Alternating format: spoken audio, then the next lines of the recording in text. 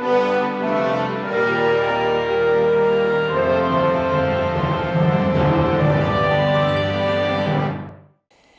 at the Capitol with Representative Brian Renegar, Dr. Renegar. And Doctor, talk a little bit about what you do away from the Capitol. What is your profession?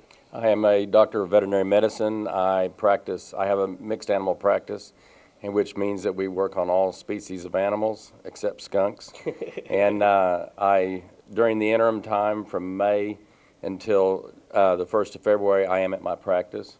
And then during session, I'm at my practice on Fridays, Saturdays, and Sundays. And in your area, there's some interesting things going around that have kind of scratched you a little bit in the sense of equine dentistry. Talk a little bit about that. Okay. There's been a controversy over the last several months about equine dentistry. Equine dentistry has always been part of veterinary medicine.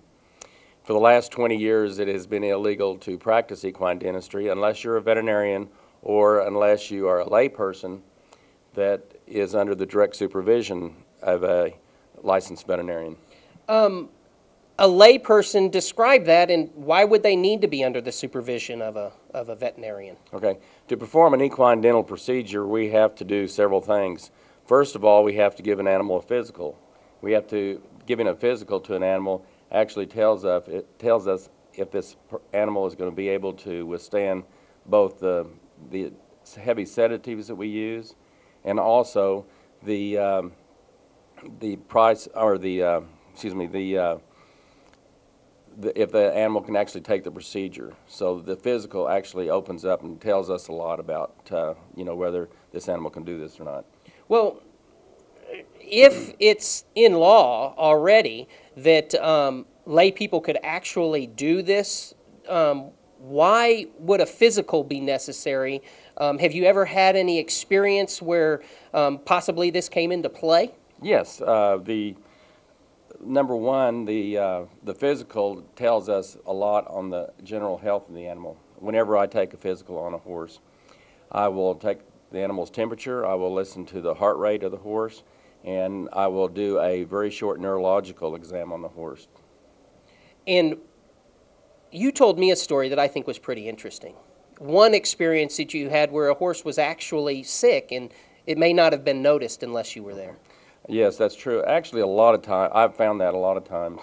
And the incident you were talking about was where I had an animal come in, I took the animal's heart rate.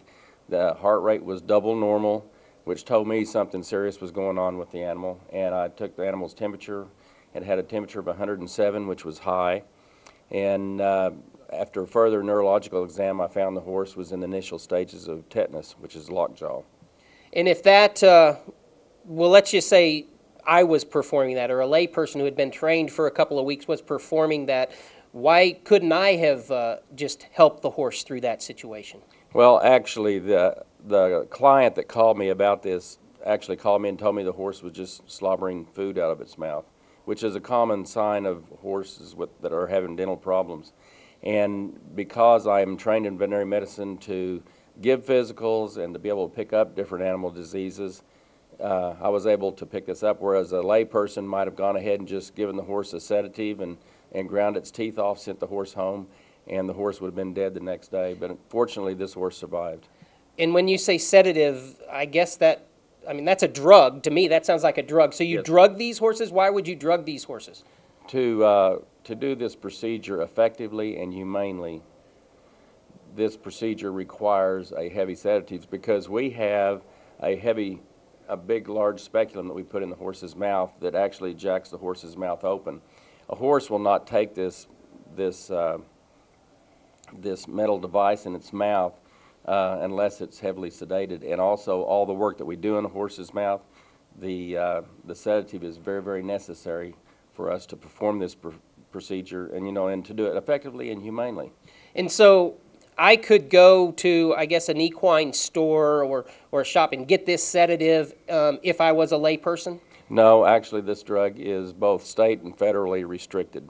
And so it is only supposed to be in the possession of a licensed veterinarian.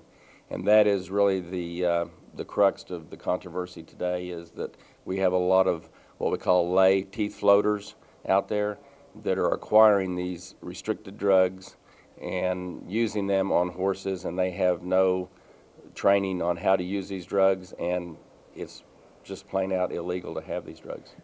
Doctor, this is something new for MyLegislator.tv. Is usually we're talking about human issues, but really your heart right now, it sounds like, is for horses. Talk a little bit about what law is in place and what the legislation is actually that's being considered, and why one way or the other is better. Okay. The law that is in place is the law that says that to practice equine dentistry, you have to be a licensed veterinarian. And the big problem with people wanting to do this is is the ability to use restricted drugs that are controlled by the federal as well as the state government.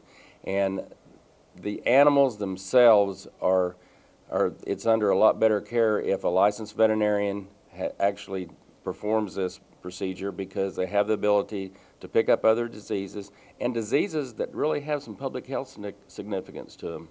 And when I'm talking about diseases like rabies, and we also have one problem that this time and day, because of what has happened over the last 15 years, we have a lot of foreign animal diseases that veterinarians have the capability to diagnose. And so it's not just the safety of the horses. We're talking about the safety of the public also. That's interesting. Right here on MyLegislator.tv. What do you guys think? Remember, it only takes 5 emails from a legislator's district to really give a solid opinion for an entire district and to impact how that representative may vote. Is that fair to say? Yes. 5, not 500, just 5. MyLegislator.tv. Thanks, Brian Renegar, for being with us today. Thank you.